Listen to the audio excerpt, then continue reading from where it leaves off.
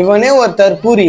இவனே ட்ரெஸ் ஆலயம் பாருங்களேன், மண்ணில் ஏதோ சூனியம் வச்சுருக்கிற மாதிரி பண்ணுறான். அது கமெண்ட்ல ஒருத்தன் பண்ணிடுறான். அந்த கமெண்ட்டை படிக்கிற பாருங்களேன். ஹலோ அண்ணா, வீட்டில் ரொம்ப பிரச்சனை இருக்கு, இந்த எந்த காரியமும் சரியில்லை, அதுக்கு என்ன ப்ராப்ளம், வீடு கட்டுவதிலும் தடை, இதுக்கெல்லாம் என்ன பண்றது அப்படின்னு சொல்லிட்டு இவர்கிட்ட கேட்குறாரு.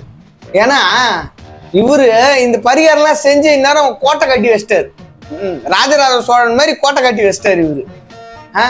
தில்பு சுல்தான் மாதிரி பெரிய அரண்மனையை கட்டி வச்சிட்டாரு இந்த பரிகாரம்லாம் செஞ்சு.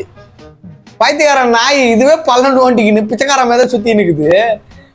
பணங்களும் எதுவுமே சம்பாதிக்காம வக்கு இல்லாம இன்ஸ்டாகிராம்ல பூமியில் செய்வினை எடுக்கும் காட்சின்னு போட்டு இந்த மாதிரி செய்வினை கீவினை வச்சுக்கின்னு எடுத்துக்கின்னு பைத்தியக்காரத்தனமா பண்ணுக்குது. வருமானத்துக்கு வழி இல்லாம இதுகிட்ட கமெண்ட் பாக்ஸ்ல போயிட்டு வீட்டுல ப்ராப்ளம், பணம் இருக்க மாட்டுது, பிரச்சனை, வீடு கட்டுறதுல பிரச்சனை, அந்த பிரச்சனை, இந்த பிரச்சனைன்னு சொல்லி காசுல எடுத்தாந்து அவன்கிட்ட போட்டு அவனை பணக்காரன் ஆகிறதுக்கு வேலை பார்த்துருக்கிறானுங்க பைத்தியக்கார பசங்க.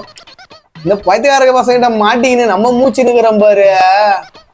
ஒன்றும் முடியலடா, முடியல.